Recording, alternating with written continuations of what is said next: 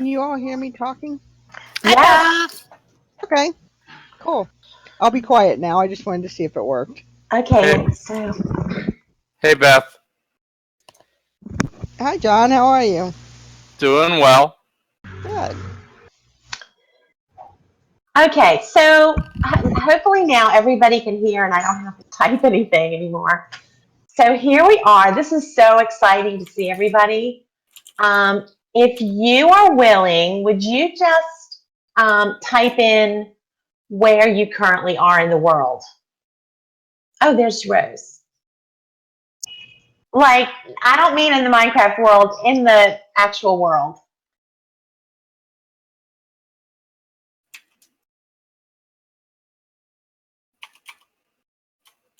Oh, good.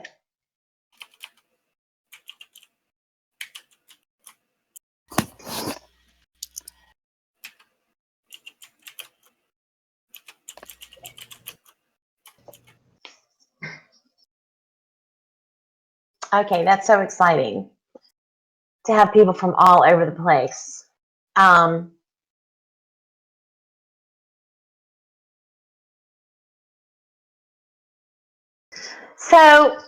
I invited everybody here because I'm a part of this fabulous MOOC that Teacher Vance, I guess, started.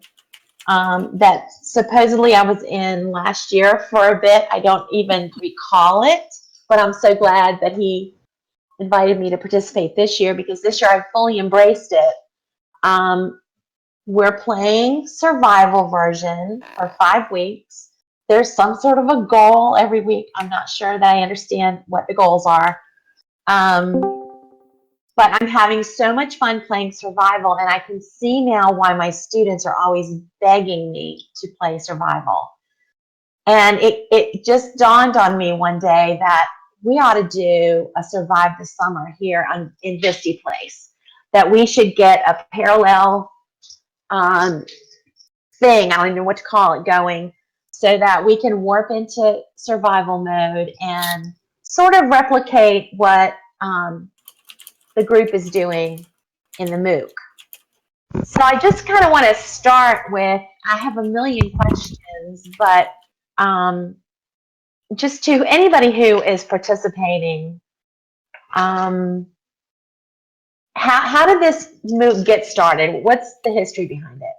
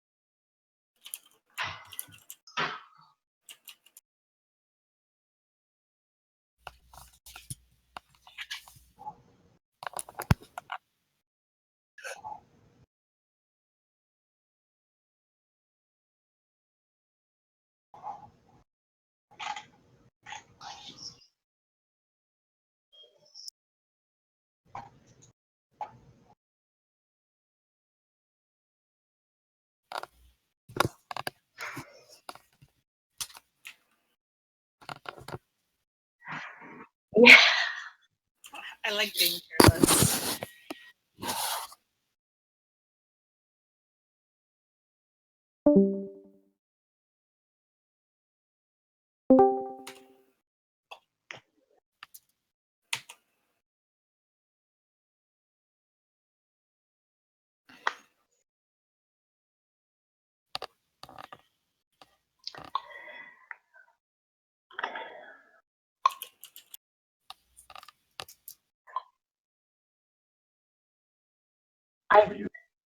I did. And I explored all around that world too. As after somebody posted, I take it that one of the objectives is that everyone is to post narratives of their experiences. And somebody, I can't keep the name straight, posted this wonderful tale of going on a walk and finding the tracks and the other world from previous year. And I thought, oh, I've got to do that. So now that I don't lose everything when I did take off and explore and found all kinds of neat things. I think that this summer, if VSTE does this, we'll do exactly the same thing, but on purpose. We'll play like the first half real. We'll do the real thing, the real total survival, and then turn on. If I can figure out how, or get somebody to do it for me. Turn on the ability to keep your stuff and not lose your levels, because it totally changes the game, and both are good experiences.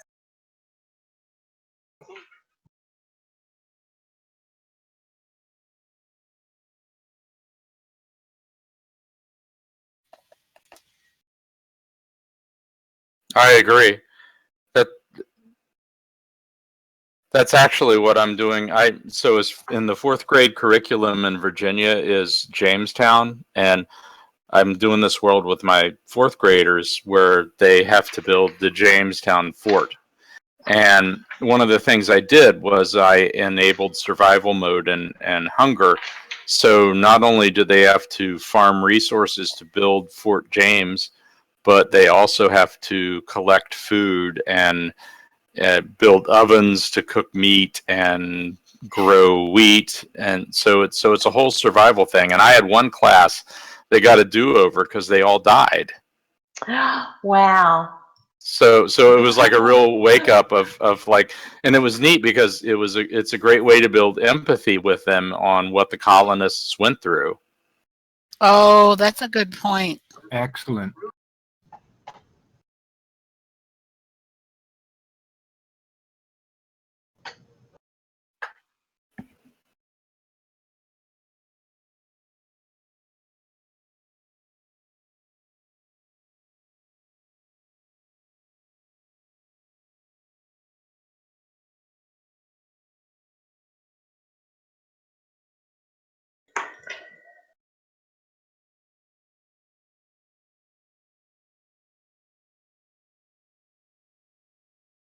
Yeah, we are.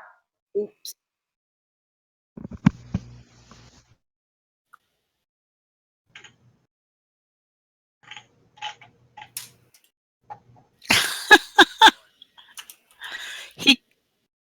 He can fly and talk at the same time. You need to warp to WE for World Edit.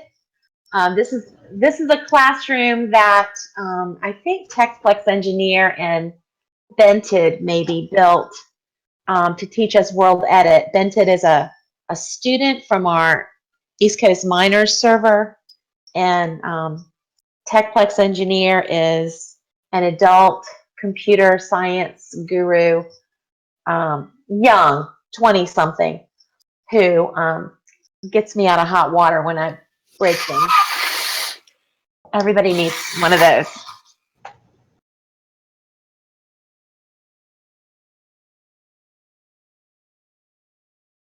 Oh gosh.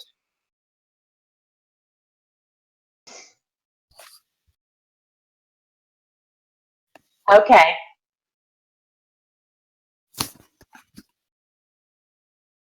Oh.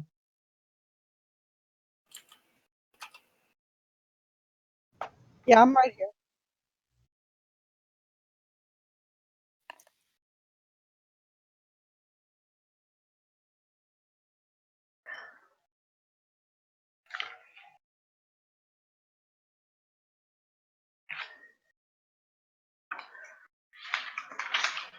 You need somebody who knows the way back.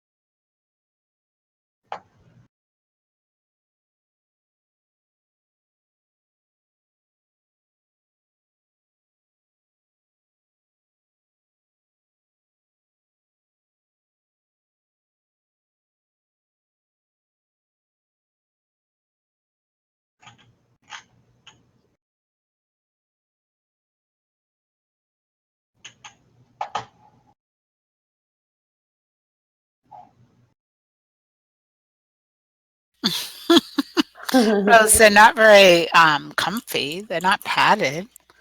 But you would But they care. swivel. Yeah, they don't recline. Yeah, look at Dakota's swivel. Yeah, he could go round and round. It's silly to just talk and sit here in world. We could go somewhere. Yeah. Before we leave the topic, we could, but it would make it set- harder for me to take pictures. Before we leave the topic of settings, I would cast probably the unpopular vote for raw survival. With you die, you lose everything, you start over. If nothing else, it teaches consequences for actions, and especially if you're going to have adults in there, especially teachers or administrators who tend to poo-poo games as education. What are they going to learn from that? Well, you learn a lot of things, and especially things that you don't think about, like consequences for actions. So, Dakota, you would say stick with survival the whole time. Yep. You think Hardcore. planned out hardcore. Well, no, hardcore is No, a I don't special mean that. mode. Yeah, I don't mean that literally. Yeah, no, we don't want that.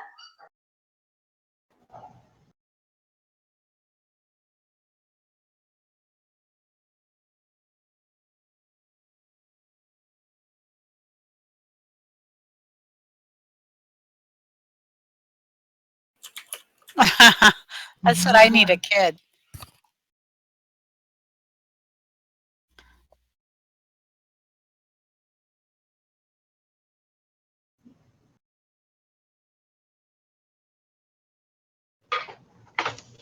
Yeah. Yeah, please tell us. Yeah, I think it's pretty frustrating at first, but with Maddie's help and Rose and everyone's online helping out, I think it's fine. It's we laugh about, oh, I died again, but then we had to go back for it. The stuff we lose. I think the part where I settled down is the part when Olive Tree, which is Maha, helped me set up a house next to hers, and we built a house together. I think it's all and people helping out online. So I really like survival mode and experiencing all that. Losing stuff would make us cherish what we have. Yeah, especially for Maddie. Oh yeah, especially for Maddie because I was originally playing his account, and we went on an adventure with Rose to a far forest to find dark oak wood, and it took us like almost 2 hours traveling on the server to finally reach the found the oak wood, and so we settled there. And Bart, we helped Rose. We built a house together. So we took pictures, and Rose found out that we didn't have Maddie at the time. We didn't have a good outfit, so. But we had to go. It's 2:00 in the morning. The next day in the morning, we found the house remodeled, and Rose gave Maddie a new outfit, whole set of iron armor, and so he liked it so much, and he was so happy about it. But in the evening when I played, and he had to do his homework, and I was still playing on his account, and I was a newbie, I didn't know how to get around. I was trying to start digging, and then I dig downward, like straight down, and then there was a creeper and bomb, and I died, and I was like, and I screamed, so he knew. But somebody else was on the server, and it was night, and wanted to sleep for the day. And so I said, I have a bed. I went to sleep because I didn't have torches, and I couldn't see the stuff I lost in the mine where I left it. And so I thought, okay, if I sleep and get to the morning, I could see all the stuff. But when I went back, the stuff was all gone, and Maddie started to cry. It's like, why did you have to play my account? Oh, it was the whole set of new diamond, iron armor that Rose gave us, and his crying hysterically, and yeah. And I was lucky that Rose and Dakota was there to help out.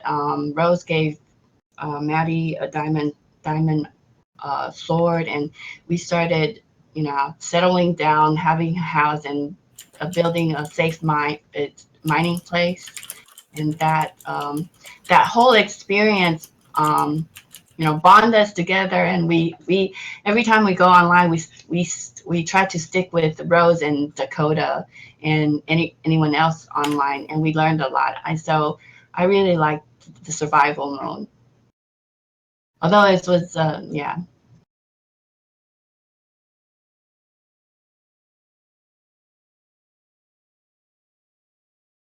Mm-hmm.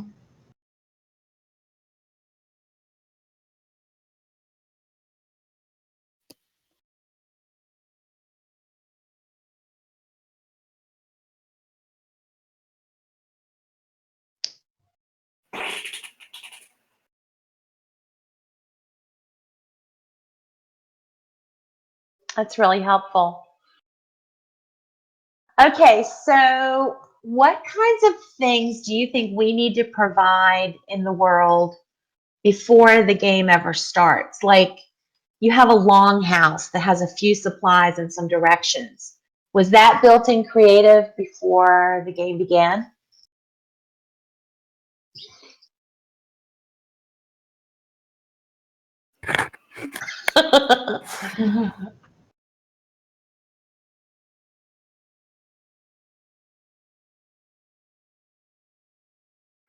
No, I don't know. I was kind of late to the game, but as an instructional developer, I would say that you definitely need some scaffolding, but it can be done different ways. It could be done outside of the game, have them watch some videos or read some things to see some of the basics, or you can try to include that in the game. It's easier to do it outside the game, and then kind of let them build it inside the game themselves. I think is probably the high road to take, but it all depends too on the intended audience, what they're comfortable and capable of.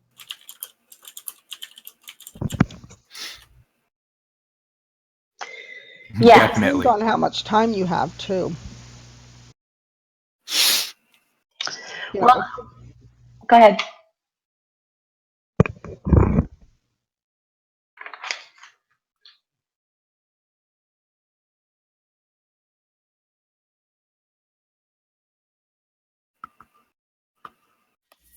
Can you type the title in for us?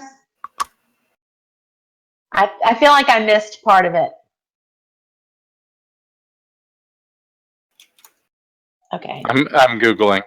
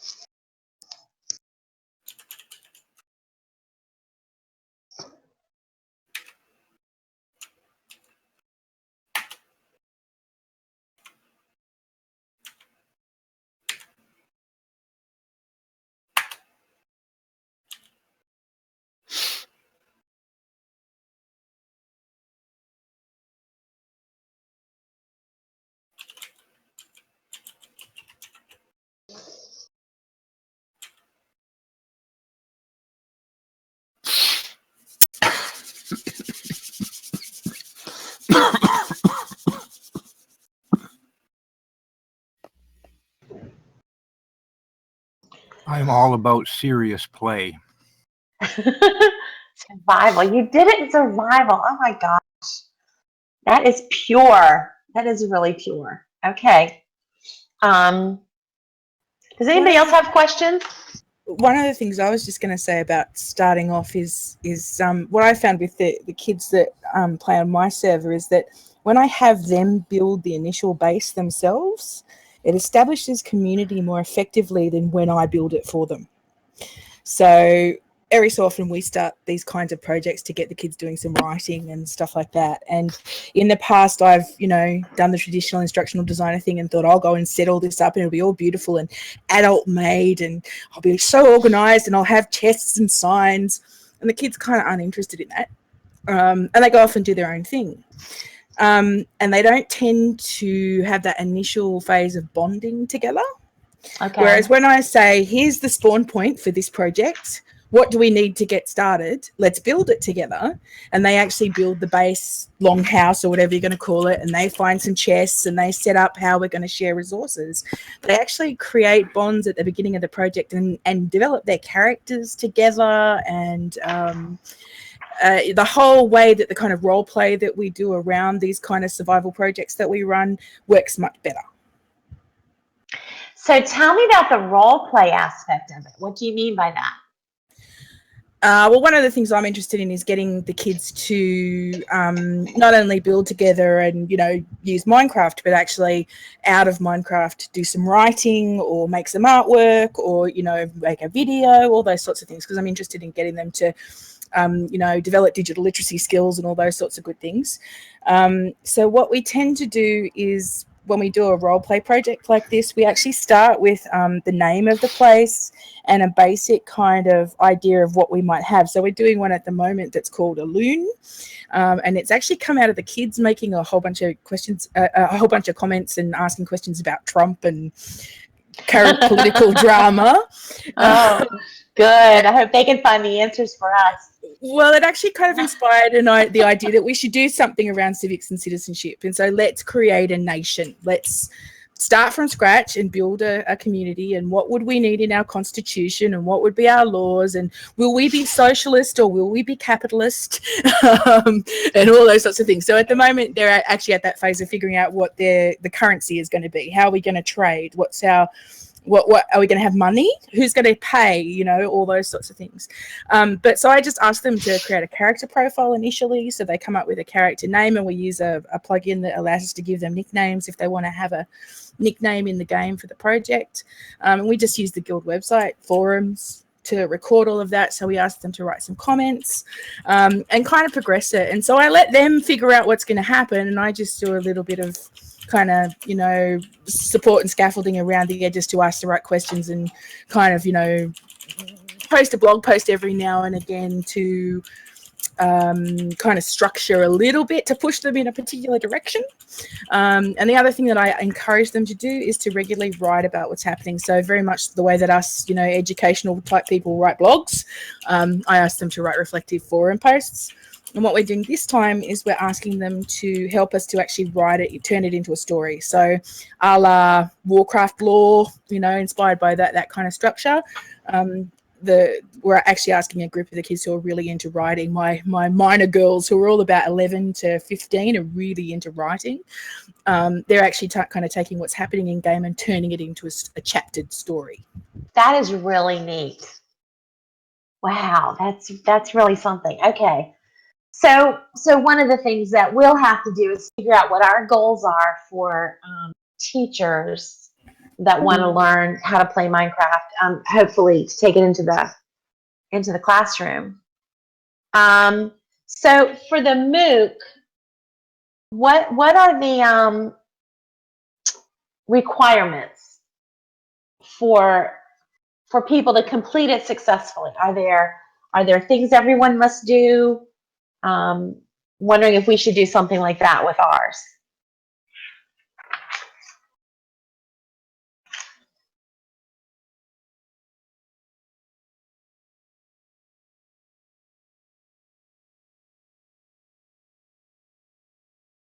Okay.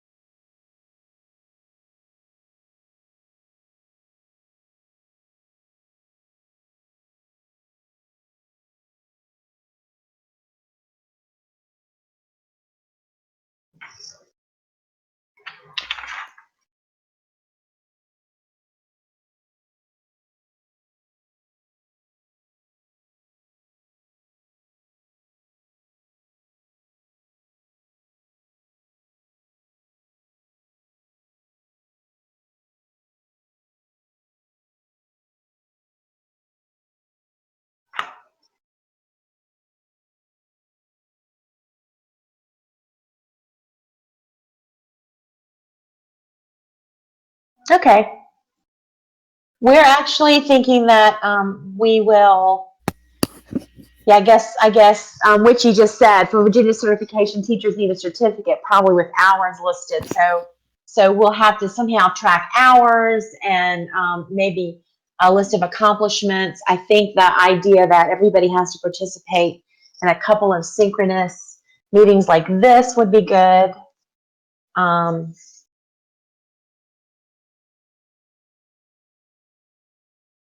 Yeah, that's nice. I really like the idea of the kind of posting in an external place to Minecraft that's like viewable on the web, regardless of where it is. Even though I've been very slack in keeping up with my writing because I'm a terrible writer, but and your idea of like having synchronous sessions to track your hours in that, and that would line up very nicely with that.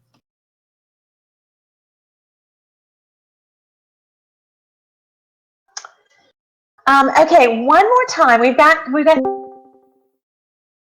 it's everybody in Discord that's in. Let me ask. Anyone who cannot hear? I'm here. Great. Hi. I would just like, I know some people are going to have to start soon. I just would like one more time, if you would just write in the country that you're from or the state in the U.S. that you live in, because I want everyone to see how global we are. It's so awesome.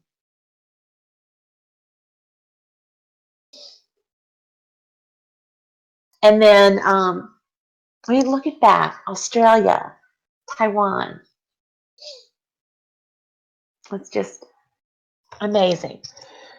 So, is there anybody who has a question? Anything come to mind that we haven't asked? What are the best ways to develop community using Minecraft? Jocadia was talking about one. Survival. Make it difficult. Like If you games? have to work together just to survive, you're going to get community. Oh, survival. Okay. Well, I got griefing too in survival, and the last course that I taught was about developing community, and I was really disappointed that it didn't really work.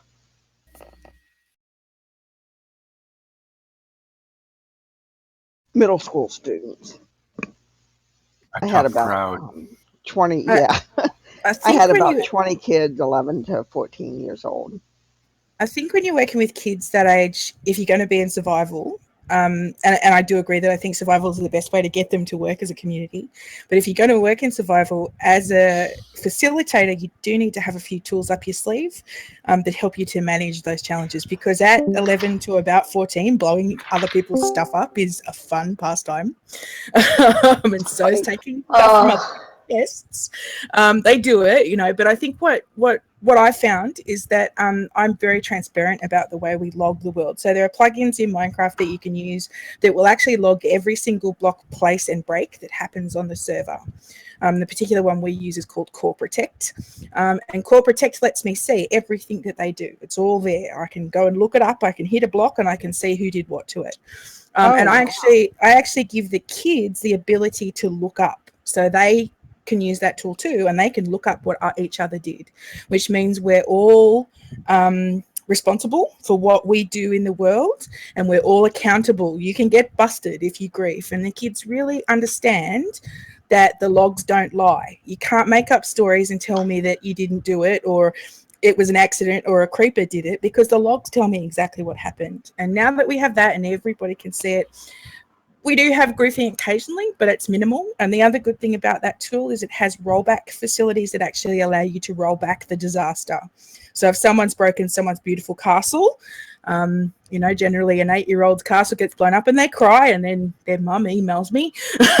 So when that happens, we can roll it back and fix it. Could you type both of those things in chat? That sounds like the missing piece. That's awesome.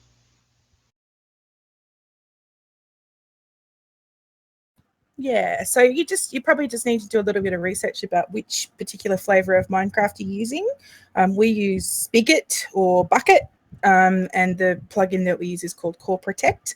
But I'm sure I'm not up to date on what Minecraft Education Edition are doing about griefing right at the moment. I haven't looked lately, but I'm sure that they've got a griefing tool built in too. Yeah, I'm using the old Minecraft EVU. I gave up on Education Edition.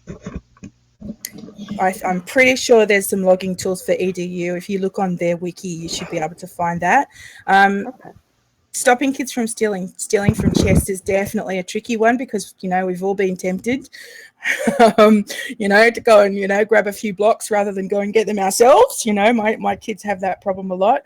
So we have a chest locking plugin that allows them to point at their chest and type in a command so they can lock their chest, so only they and the people that they've selected can access it. And most flavors of Minecraft have those sorts of chest locking plugins too. They work for doors as well. Oh, that's really neat. Do you happen to know what the chest locking one is called? The one that I'm using at the moment is called Secure Chest, but there are lots of them around. If you go and have a look on the Bucket website or on the Spigot website, you'd find a whole bunch of different options, and they all have different features. Okay. That's good to know, right, Mary? That can help us. Secure chest. There are also plugins out there that will allow you to protect areas of land, so that only you or people that you allow can break blocks on that area of land. And that pretty much eliminates the griefing altogether. Yeah, good call. We've experimented with those too, and we use WorldGuard on my server, which will allow us to WorldGuard like a spawn area or something. One of the things that I found with allowing the kids to guard areas was that it stopped them from collaborating. And so I actually have made a choice not to run that on my server. So we have the core protect so we can see who did what, but you can actually still grief, you know, and it's all about, you know, we have to work together and we have to respect the rules. We have to follow our community charter and we're accountable for following our community charter. But at the same time, I want them to figure out land rights. I want them to have to talk to each other and negotiate who can build where and what. So you're seeing it as an opportunity for education, which is the high road to take. Exactly. And I found that when we used, at one stage we were using a plugin where you could place a block, and for a radius of 20 around where you place that block, nobody except for you and the other players that you select could build there.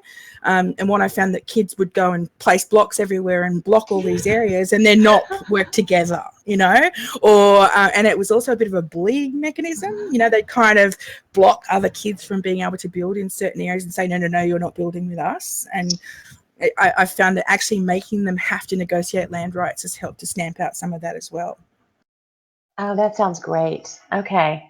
Hopefully we won't need any of that with adults. So I'm wondering who thinks Survive the Summer in VSTE could work for us, and how long do we want to do it? When I first thought of it, I was thinking Memorial Day to Labor Day. Maybe that's too long. Do we want to limit it to 5 or 6 weeks, or what do you think? The thing about having it longer is that it might give people more flexibility if they're on vacation for part of that time. That's true.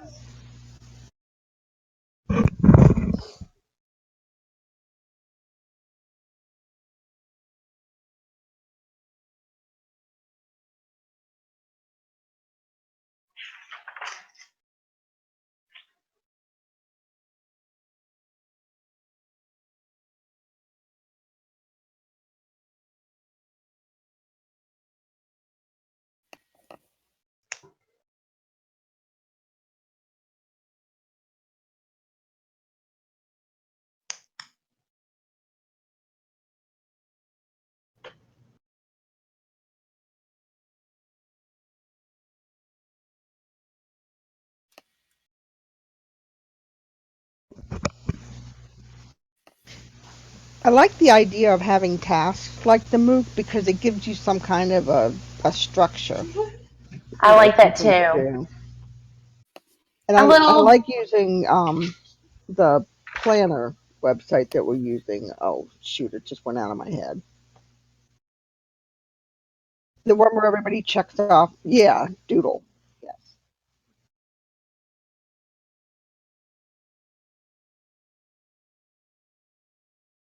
Does it automatically figure out what time zone we're in, or did you do something to it to make it?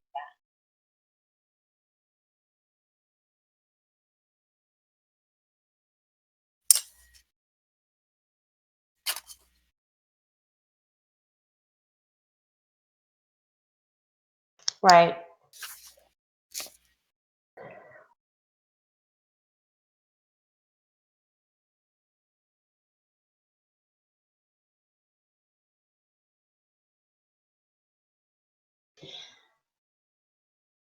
It tells me that it's that it was some other time, but it's translating it to Eastern time for me.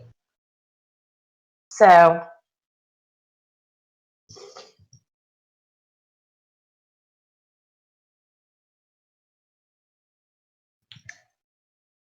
okay, good. Okay, so just for fun, everybody type in right now what time it is. Be sure to include AM, PM, and the day of the week.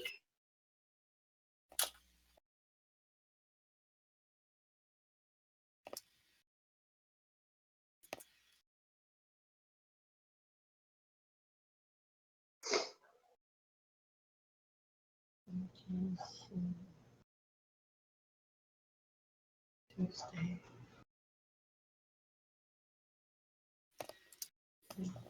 I just want to mention for those people that are using the Minecraft EDU version. I think some people said they had were using it Yes. because I'm using it as well. And the latest one I think is stable 22, which has a Forge number attached to it. Forge is really the kind of what Bucket is and what Spigot is. Forge is what Minecraft EDU uses. So if you're looking for plugins or mods that would work, you need to make sure that it's Forge based and that the Forge number matches what you are using. And you can usually see that on the page when you open it up, what Forge version it is. And I found that was the best way for me to match plugins or mods that I can use with my Minecraft EDU version.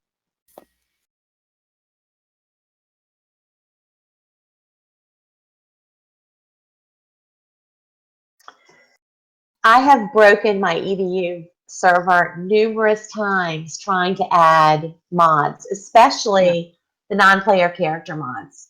Yeah. So I just, I had to get pictures off for a conference I'm going to Thursday and Friday of this week. So I brought the computer home and finally was able to get rid of that mod so that I could get my pictures that I needed for my slideshow. I think I'm afraid to ever try any mods again. Well, what's nice about it is, I mean, you can always have different instances of it. That's what's nice about the way Minecraft is created. You can save one instance and that saves in whatever it is, and you can create a new instance and try something new with it. And that's what I'm always doing, trying different mods that will, because some don't work together very well. So if you want to combine one with the other, sometimes they just don't like talking to each other and don't like being in the same space with one another. So they kind of interfere with one another. So you kind of have to take some off and put some on and just see what combination works. I've used quite a few for different things. So if anybody has any questions, I'd be more than happy to talk to them about what I've used in the past and what works for me. Right now I'm using a Polycraft, which is a petrochemical that Rose had posted on our Google site, and it was developed for the University of Texas in Dallas Petroleum Engineering Group. Oh. And they created it a couple of years ago, so I don't know if they're keeping up with it or not. But my boys are loving, because I'm in an all-boys school, they're loving being able to make all these machinery and learn about, and it's based on the blocks or show the periodic table kind of chart on them. There's a special resource pack, so they kind of, they're getting that information. They're not petrochemical engineers, they're eighth graders, they're not going to know that, but just having to do the things that they have to do, and it has tutorials and they have videos and they have kind of a leveling up, and it's really neat for them to just kind of experience that. And they're not, like I said, they're not going to gain a lot of it, but they're learning a lot just from having to do the machinery and having to figure out the pieces that go together and what they have to do and what they have to mine to actually create a flashlight or a pogo stick or running shoes. And it's a lot of fun for them. That sounds great. They're lucky that you're so good at it. Well, I really enjoy it. So for me, it's total fun. Oh.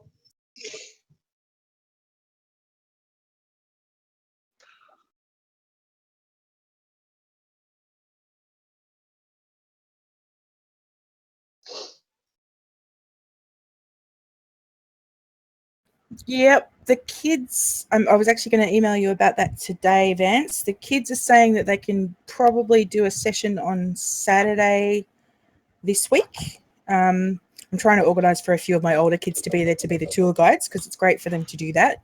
And what they'll have to say is much more interesting than what I have to say. But we'll try to lock down a time, and I'll email you, Vance. And I'm happy to share that with VSTE people as well. We're pretty locked down on my server. We don't let grown-ups in very often unless they're parents of the kids who play.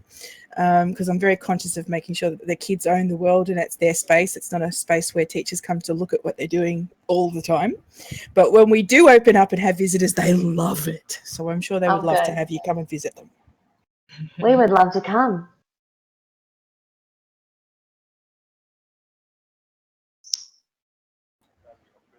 Saturday US time. Yes, sorry, most of my kids are US at the moment, so I think in US time. So it'll be Saturday US time, Sunday my time. In advance, I'll send you a couple of times that we think that we can accommodate, and then you can pick one, and we'll share the news with everybody else. Yeah, that's what works for us usually too. Morning times is when the server's busy because we get that crossover of Australian kids and UK kids, and US kids can all manage to be awake on a Saturday morning US time. So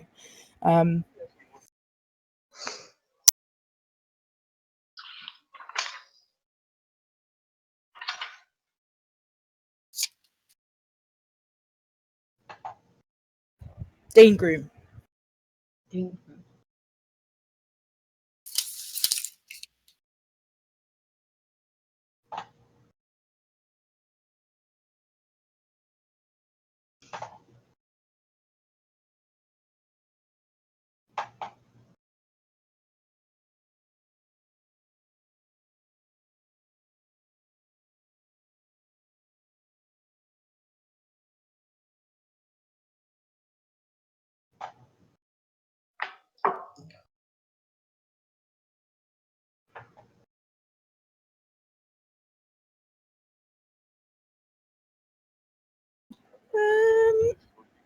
I think that's sort of petered out a little bit in terms of podcasts, but what there is regularly at the moment is a tweet up. So I think it happens on Wednesdays US time, but I've posted the link on the EVO MOOC Google group. So that's a Twitter meetup that people do for about an hour once a week, and they have a particular topic. So that happens fairly regularly. But I think most of at one stage, there was an EdTech Crew podcast that was happening fairly regularly, but it sort of kind of petered out, I think, as people got busy with running stuff with their students and the kind of newness of Minecraft kind of wore off. So I don't know, maybe we need to start one again. Maybe we need to do that a little bit more often.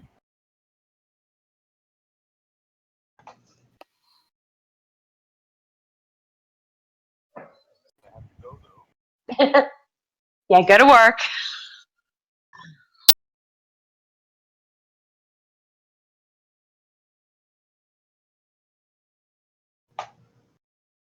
Thank you. Thanks for doing this for us.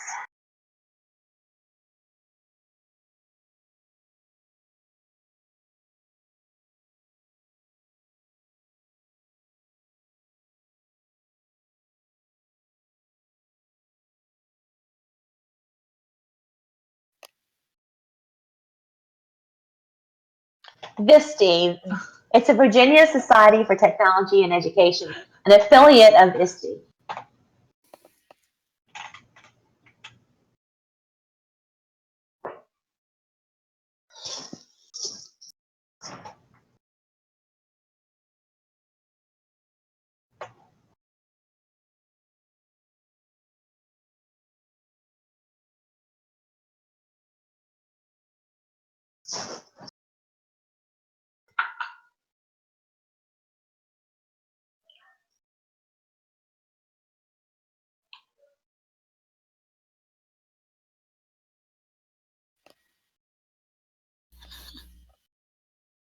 Thank you. Bye-bye.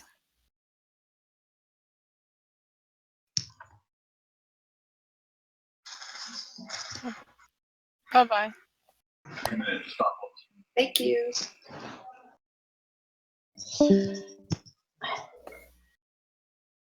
Well,